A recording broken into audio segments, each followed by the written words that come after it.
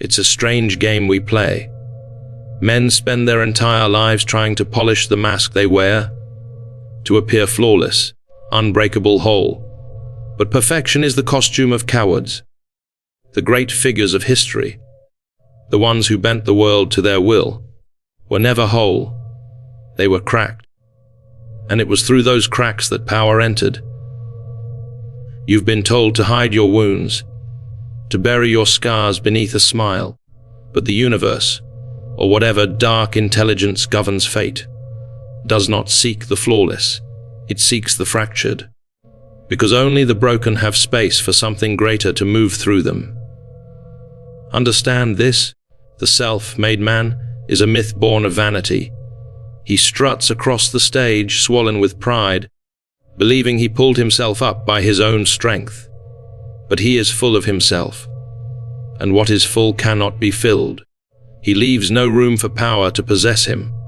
The damaged man, however, he has cracks, and through those cracks, light, or perhaps something far more dangerous, seeps in.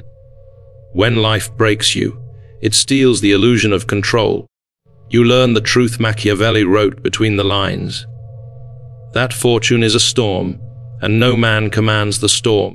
He survives it by understanding its rhythm, not resisting it.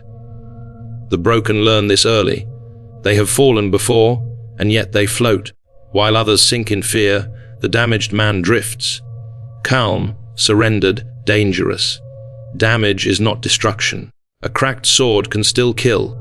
A scarred king can still rule. The crack merely reminds him of what he's endured, and that humility keeps him sharp. The undamaged are brittle, one hard blow, and they shatter. But those who've already been broken bend, adjust, endure. They no longer chase perfection. They master adaptation. True damage humbles you. It strips away the arrogance that blinds men. You stop pretending to be the master of life and start serving something greater, power itself. You stop fighting reality and start using it. This is Wu Wei, effortless domination, the art of acting without strain. Pain teaches what comfort cannot. It forges compassion without weakness. Because the man who has walked through hell no longer mocks the suffering of others. He sees himself in every trembling soul. That is not softness. That is understanding. And understanding is the most lethal weapon of all. But beware, damage can poison or awaken. Most men drown in self-pity, whispering, "Why me?" The wise man asks, "What is this teaching me?" Both suffer. Only one ascends. A teacher once told a man consumed by despair, "These are not your curses. These are your credentials." Every failure, every scar, every humiliation, they are proof you've been tested by the gods and survived. You've become useful. A seed must break before it grows. The shell must split for life to begin. The same law governs men. The unbroken remain potential. The broken become power.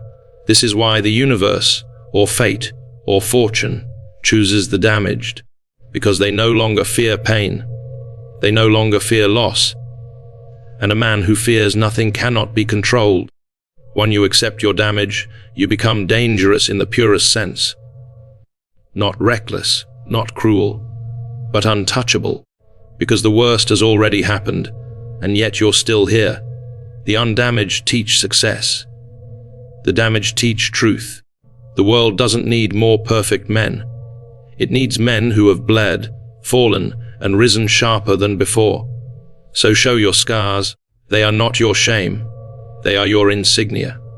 They declare, "I have faced fortune and lived. Be broken. Be cracked. Be real. Let the light or the darkness, whatever you serve, flow through the fractures. Because only vessels that have been shattered can truly carry power." You see, there's a reason the world fears the man who has suffered. He is unpredictable. He is not driven by comfort or reputation. He no longer needs validation, and that makes him untamable. You can bribe the ambitious, flatter the vain, threaten the coward. But what can you offer the man who has already lost everything and lived? He is free. And freedom, true freedom, terrifies the powerful more than rebellion ever could. That is why damaged men rise, because they have nothing left to protect except their truth. And truth, when spoken by a scarred tongue, carries the weight of eternity. The crowd senses it. They may not understand it, but they feel it. The authority of one who has walked through fire and did not flinch. Machiavelli once said, "It is better to be feared than loved if you cannot be both." But there is a third power greater than either, respected pain. When a man has suffered visibly, deeply, without self-pity, he commands silence without asking for it. He has seen what others deny. He has been stripped of illusions and left only with essence. And essence cannot be debated. Such a man doesn't chase opportunity. He attracts it. Not because he is lucky, but because he moves differently. He wastes nothing, not time, not emotion, not energy. He knows what matters because he has already lost what doesn't. His words cut deeper because they come from experience, not theory. And when he speaks, people listen, not to his eloquence, but to his gravity. There's a strange alchemy in damage. It burns away vanity and leaves behind power. It's why tyrants fear the man who has suffered. You can't enslave someone who's learned to endure his own mind. He's already seen his demons. He's already shaken hands with the darkness inside him. So what threat remains? Death. He's met it in pieces. Loss. He's built cathedrals out of it. Ridicule. He's been laughed at by the gods themselves. Pain refines the will. It teaches you to wait when others panic, to act when others hesitate, to trust your instinct when the noise grows deafening. It strips life to its chessboard, where every move costs. Every mistake teaches, and only those who can suffer the game itself ever learn to play it well. And here's the paradox. Once you stop fearing the wound, you become invincible. Not immortal, invincible. Because even if you fall again, it no longer defines you. You see it for what it is. A pattern, a test, a purification. The broken man no longer prays for safety. He prays for clarity. He prays for the strength to stay awake while others dream of comfort. That is the true power of the damaged. Not that they survive, but that they see. They see through illusion, through flattery, through noise. They see what others cannot bear to look at. And in that vision they rise, not as saints, but as strategists in the art of existence. So when the world calls you broken, smile. For that word is not your insult. It is your initiation.